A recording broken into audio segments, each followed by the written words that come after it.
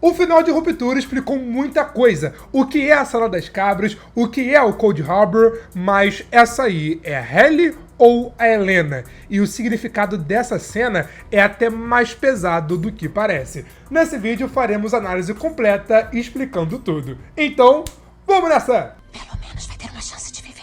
É, mas eu quero viver com você.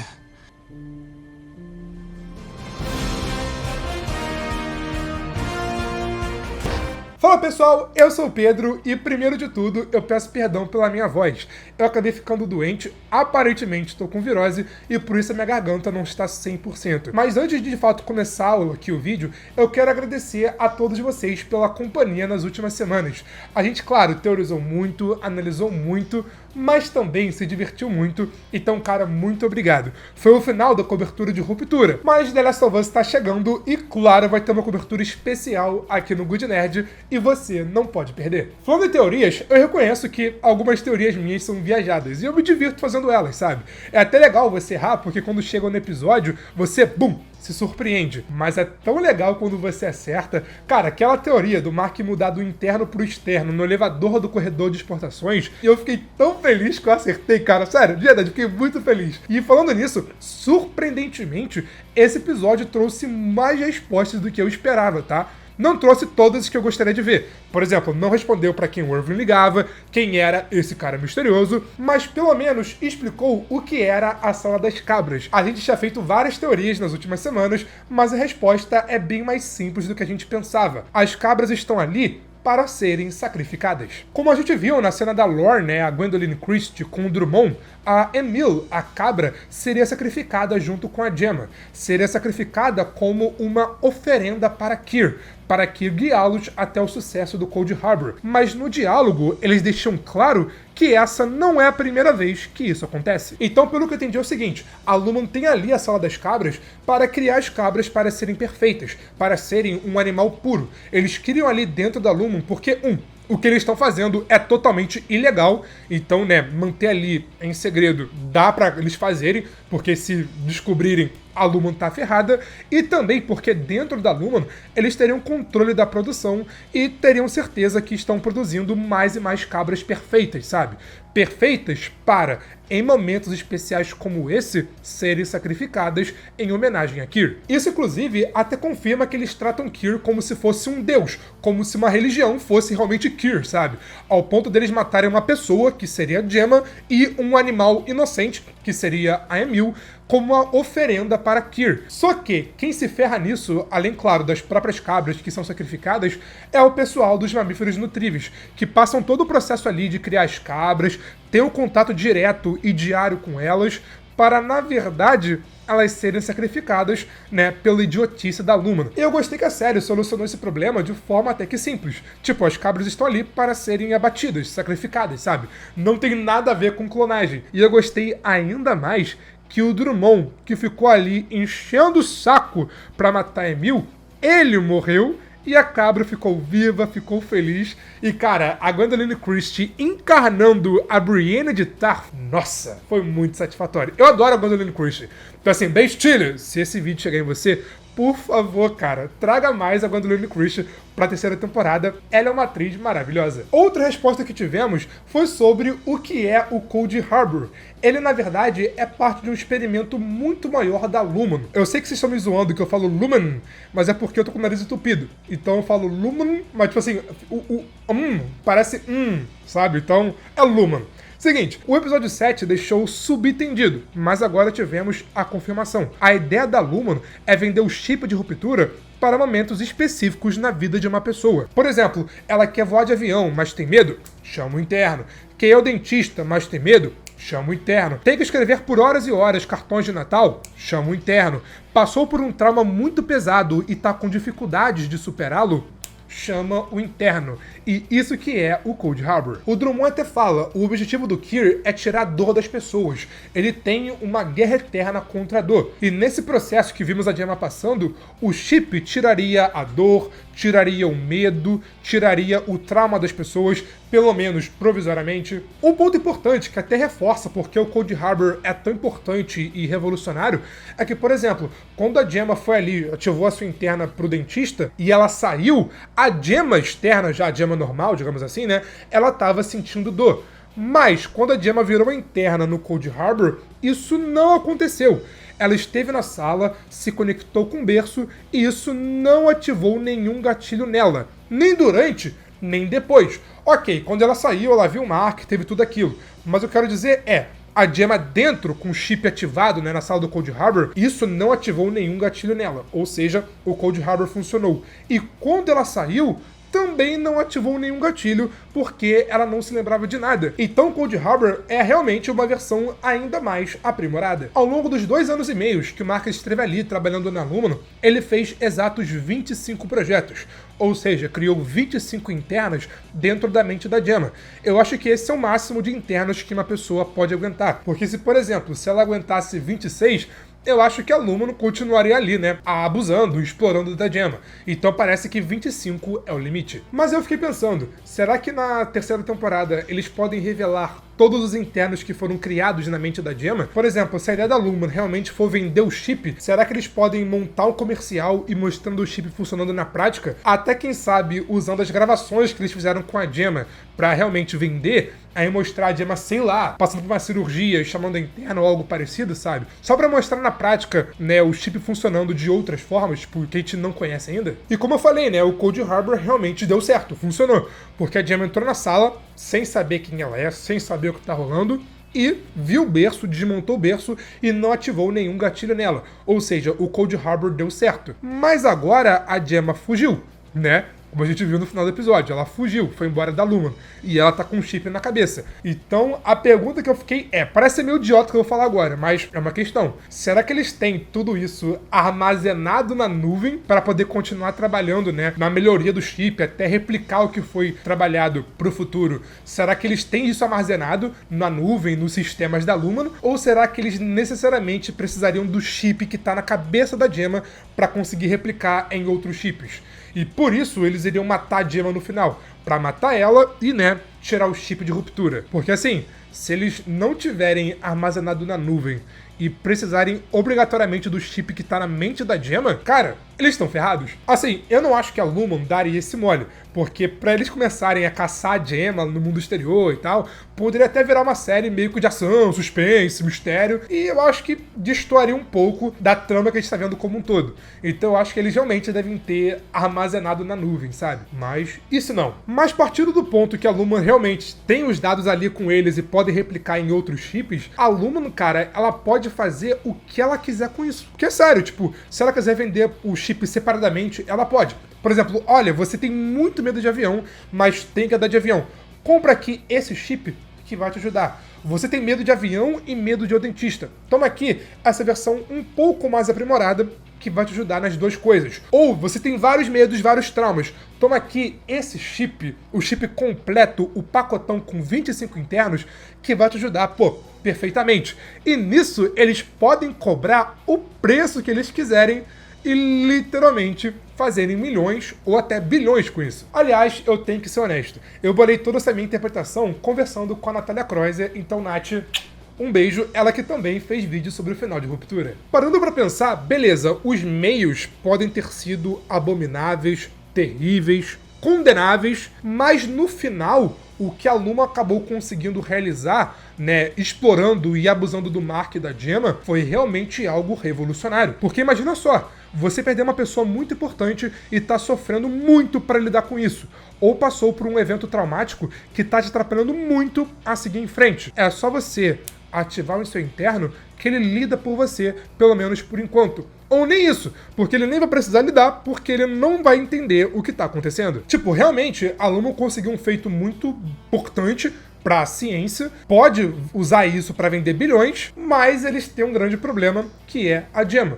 a Gemma fugiu e tá com chip. Mesmo se eles não precisarem mais da Gemma, a Gemma tá com chip e pode provar tudo que a Lumon fez com ela. E se a Lumon, por exemplo, ir na delegacia, ir na imprensa e contar tudo isso, cara, a Lumon tá ferrada. Porque lembrando, na primeira temporada, tem ali os protestos, ou seja, já tem pessoas que são contra a Lumon, contra todo o sistema de ruptura. Então, unindo essas pessoas com a prova, que é a Gemma, de tudo que a Lumon fez e como eles fizeram isso pra conseguir essa realização, a Lumon tá ferrada. Aliás, o episódio confirmou que a Gemma foi sequestrada. A Devon fala pro Mark interno que a Gemma foi kidnapped, né, sequestrada em português.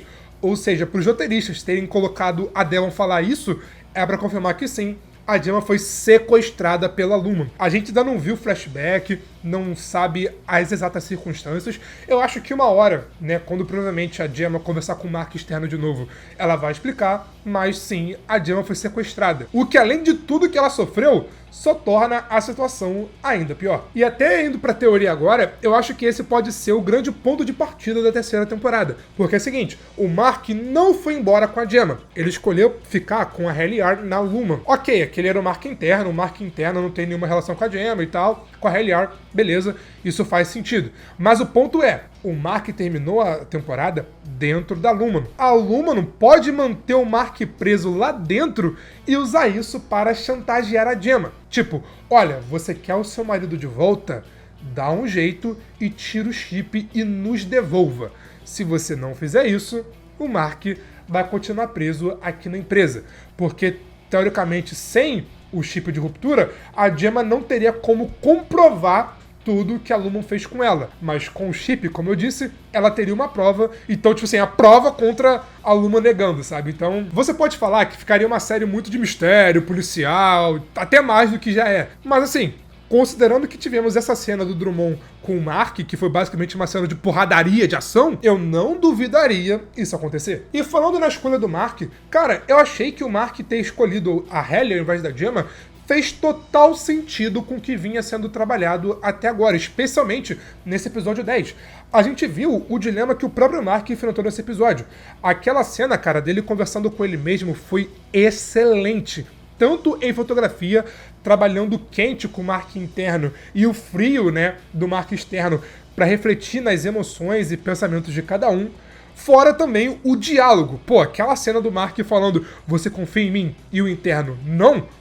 Foi excelente. Mas aqui, cara, vendo o Mark lá fora, eu só fiquei pensando, como que ele não estava tremendo de frio? Eu digo isso porque quando eu estive em Orlando em janeiro agora, cara, eu enfrentei 10 graus, 9 graus, 7 graus, até 1 grau, sério. E, cara, eu queimei meu nariz, queimei minha boca e, né, sabendo do período que a série se passa, cara, essa cena aí deve estar pelo menos uns 5, 3 graus, sabe, ou até negativo, e o Mark tava de boa. Eu fiquei pensando, ele pode estar de boa porque talvez ele esteja usando as roupas da Insider, que são roupas que servem tanto pro frio quanto pro calor. Para o calor, que é o nosso caso, tem as Tech T-shirts que vocês estão vendo aqui, né, eu usando agora. As Tech T-shirts não tem odor, ou seja, você não vai ficar fedendo, pode usar o dia inteiro tranquilo. Elas são confortáveis e cabem muito bem, além de desamassarem no corpo. Ou seja, você não precisa parar, passar a roupa para depois começar a usar. Como vocês estão vendo aqui do lado, eu tenho um pouco de preguiça de passar as camisas. Então, pô, as camisas da Insider têm me salvado muito. E para o frio, você encontra camisas de manga longa de vários tipos, como essa aí que eu tô usando. Tem moletom, boné, tem também bermuda. Mas aqui, eu vou te dar uma dica. Vai nos kits. Tem um kit excelente que vem com 2 Tech T-shirts, uma cueca e uma meia. A camisa, né, Tech T-shirts, você já sabe. A cueca, meus amigos, eu tô usando agora. Ela é muito confortável. E a meia também é extremamente confortável. E como estamos no mês do consumidor, se você usar o cupom GOODNERD, você garante 15% de desconto em todo o site. Mas vai além. Todo o site está em promoção. Então, somando o meu cupom com desconto do site, você pode chegar até 35% de desconto em toda a sua compra. Vocês estão vendo aí, cara, é uma baita economia. A Insider traz praticidade, conforto e tecnologia em uma só peça. Conheça o site aqui no link na descrição. Voltando, o Mark interno ajudou o seu externo salvando a esposa dele. Tipo, ele cumpriu aquela parte do acordo, sabe? Mas assim, olhando pra ele também não poderia deixar de ficar com a pessoa que ele ama. Ainda mais sabendo que aquele pode ser o último momento dos dois juntos, sabe? Então eu não achei aquilo incoerente. Eu vendo a cena, eu fiquei, pô, Mark, tá de sacanagem, olha a Gemma, pô, entendeu? Mas assim, olhando pelo lado do Mark, pela visão do Mark interno, faz sentido ele ter tomado aquela escolha. Tem uma galera surtando, dizendo que essa é a Helena e não a Helliar. A Helena tá infiltrada porque a Helliar não é cruel. A Helliar jamais deixaria o Mark escolher ela ao invés de escolher a Gemma, ainda mais sabendo de tudo que a Gemma passou e que ela é a esposa do seu, externo. Mas a Helena não. Assim, gente, sinto muito informar, mas essa teoria tá errada. Essa é realmente a Helliar. Sim, a Helliar, aprovou o que o Mark fez. Doa quem doer. Primeiro, a Bright Lowry, que faz a Helly/Helena, deu uma entrevista para o Los Angeles Times e confirmou isso. Essa realmente é a Helliar. Ela até disse, as falas do Dylan para Helly no 9º episódio a deixaram pensativa no modo que ela se vê, no modo que ela vê tudo isso. E depois, quando Jamie disse, eu vejo Kyr em você, eu vejo uma força em você, isso também a mudou de certa forma. Ela nem precisava ter confirmado isso desse jeito, porque a própria série deixa muito claro. Quando Mark reencontra Helly antes dele fechar o Cold Harbor, ela cita a conversa que teve com Jamie Egan, ou seja, confirmando que aquela realmente é ela mesma, é a Helliar. Porque não tinha como a Helena saber daquela conversa, ainda mais porque naquela conversa o Jamie Egan falou mal dela, da Helena. Então sim, aquela realmente é a Helliar. Fora que assim, não daria tempo dela sair, trocar de lugar e ser Helena, pedir pra ativar o bloqueio de Glasgow, porque assim, não daria tempo e tá todo mundo na Lumen ocupado tentando lidar com a bagunça que tava rolando. Então não. Aquela realmente não era Helena, e sim era a Helliar. Fora que se fosse Helena, a série basicamente iria repetir o mesmo plot do meio da temporada, sabe? E ainda faria o Mark de idiota, de bobão, pela segunda vez, e pô, não tem cabimento. Então a não ser que a série crie um furo de roteiro na 3ª temporada pra gerar o plot twist, e tenha feito agora a Bright Lowry mentir em entrevista, não é Helena, e sim é a Helliar. Se eu tava refletindo, essa cena da Gemma vendo o Mark escolher a Helliar doeu muito mais do que parece. Porque lembra, no 7º episódio, mais pro finalzinho, o Mauer fala, o Mark seguiu em frente, agora tem uma nova mulher e até tem uma filha.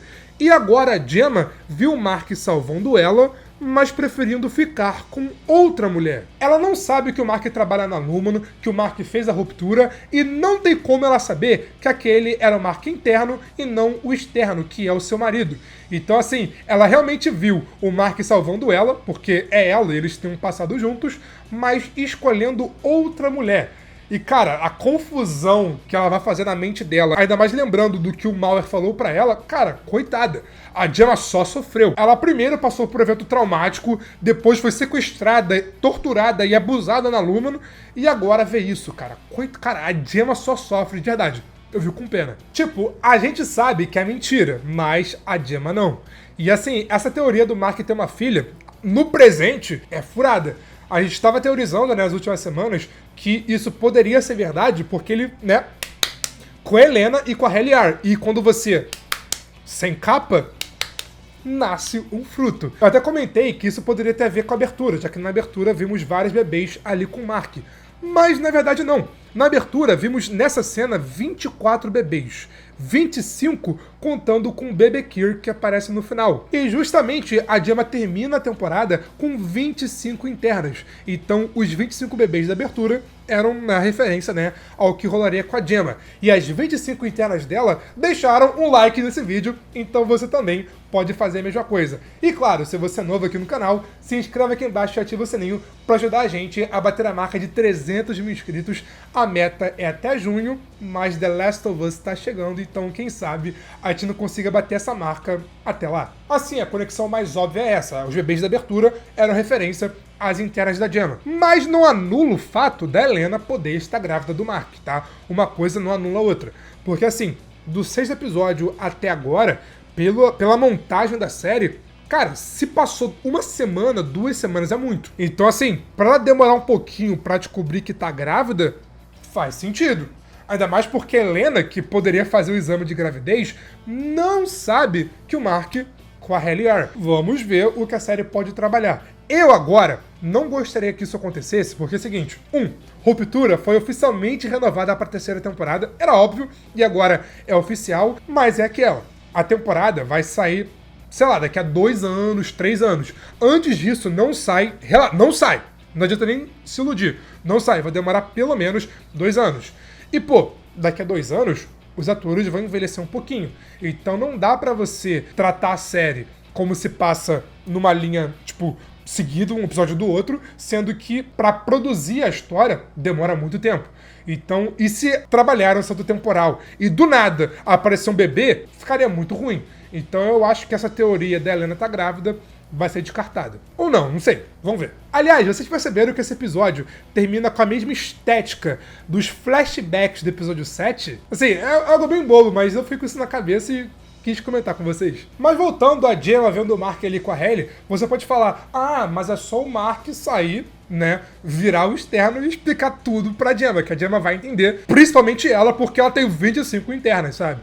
Mas aí, como eu disse, tem um empecilho. Se o Mark sair da Lumano, ele provavelmente vai se unir com a Gemma pra ferrar com a empresa. Mas aí eu fiquei pensando, será que a Gemma, ainda mais pela experiência que ela passou, ela pode impedir o Mark de fazer a reintegração?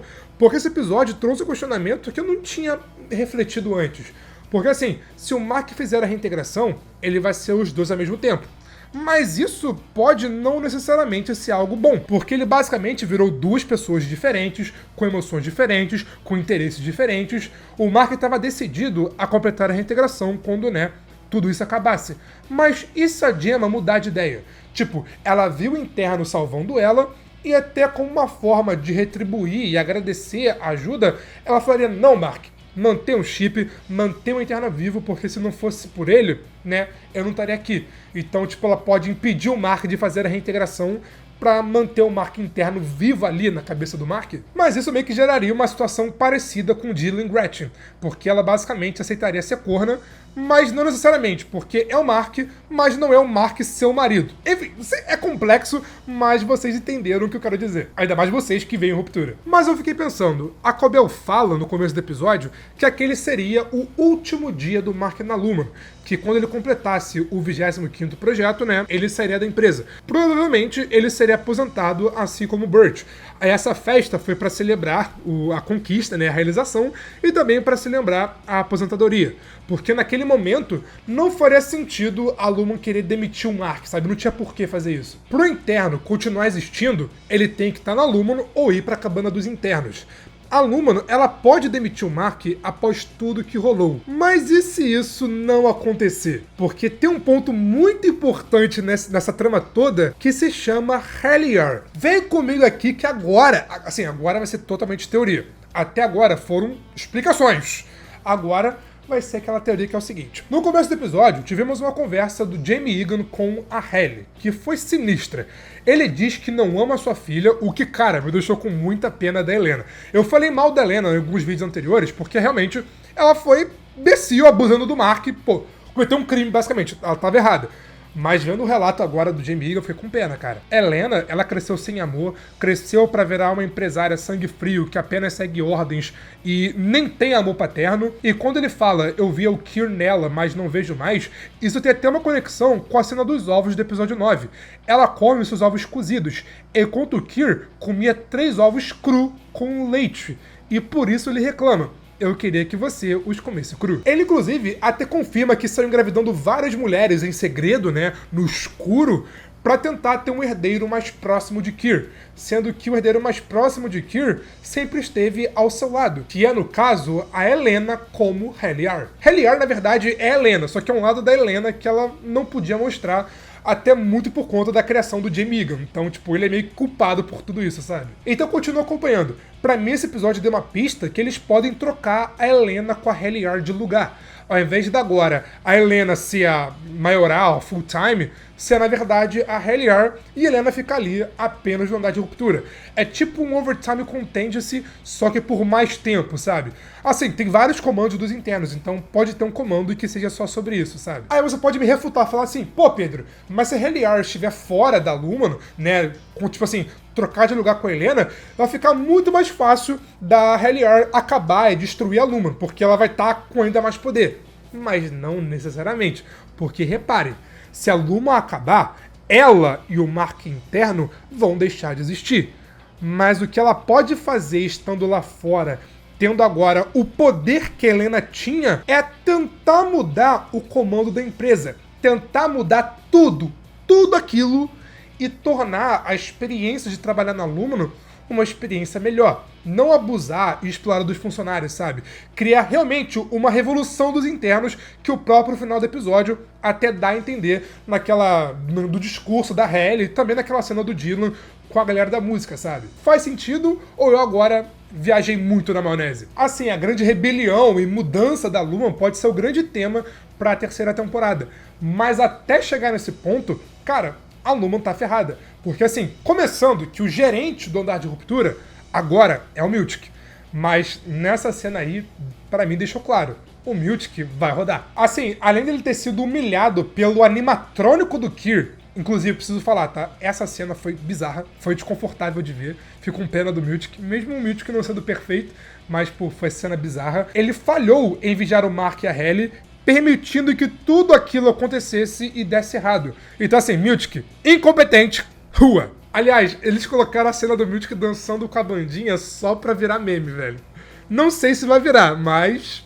coitado, cara, coitado. E assim, ele indo embora da Lumon, cara, o Jamie Egan não tem outra opção a não ser chamar a Cobell. A Cobell, cara, assim, muitas pessoas podem falar, mas olha, ela virou do bem agora, ela ajudou o Mark, mas não.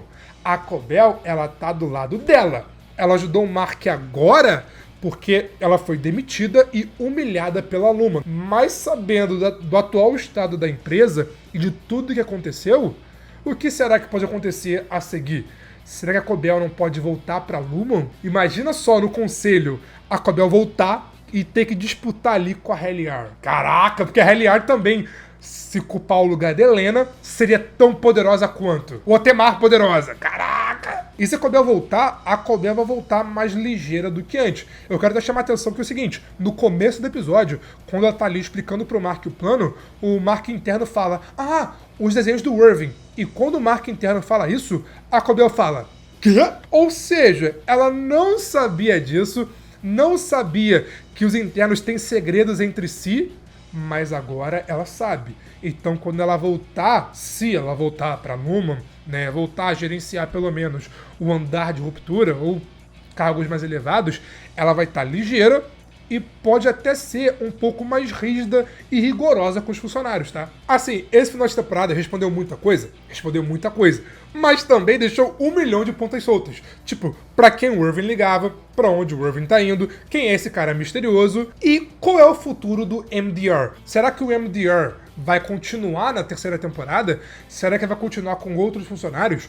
Eu não vejo o Mark voltando a trabalhar como antes. Ainda mais porque agora ele sabe exatamente o que ele estava fazendo, sabe exatamente o que rolou. Então, eu não acho que ele vai continuar, se continuar na Lumon, tendo exatamente o mesmo trabalho. Eles podem explorar até, quem sabe, eles indo para um outro departamento. Mas então, será que o MDR pode continuar com outras pessoas, outros funcionários? Porque, por exemplo, tem o Dylan. O destino do Dylan também ficou meio aberto. O Dylan pediu demissão, mas vai continuar na Lumon.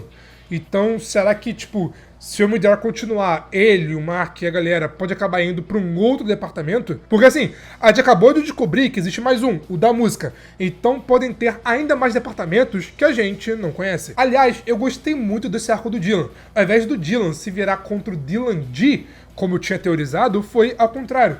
Do jeito Dylan, um acolheu o outro. O Dylan G fez o Dylan mudar, ver o que estava errando, especialmente como trata sua esposa, e fez ele começar a mudar os seus pensamentos, suas atitudes, e da mesma forma, o Dylan fez o Dylan G mudar de ideia, fazer ele não querer se matar e pedir demissão, e sim continuar na Lumon e continuar com seus amigos. Então, eu gostei disso. E outro ponto que reforça que o Dylan, se não continuar no MDR, né, porque não sei se vai ter mais MDR, e ir para outro departamento, é que quando o Drummond reclama com o Miltic no episódio 9, ele fala que, olha, o Dylan é um dos melhores funcionários da empresa, é um membro valioso. Agora, o que vai acontecer, não tem como a gente saber. Assim, podem ter 1 milhão de teorias, não tem como falar que nenhuma teoria tá errada, a não ser, né, a teoria da Helena, ser a Helliar, mas Uma pena que a gente só deve demorar uns 2 anos pra descobrir. Assim, eles confirmaram que não vai demorar 3 anos. Então, 2025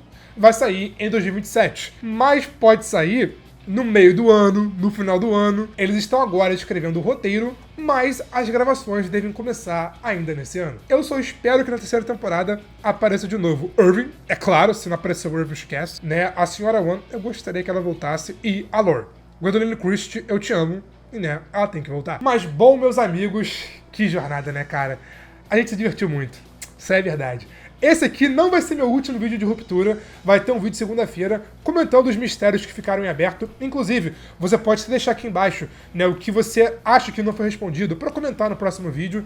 Mas que jornada. Muito obrigado pela companhia de vocês, porque, cara, foi divertido. Já cobri The Last of Us, House of the Dragon. E, pô, eu joguei o jogo, li o livro, então são séries que eu sabia que vai rolar. Agora, Ruptura não.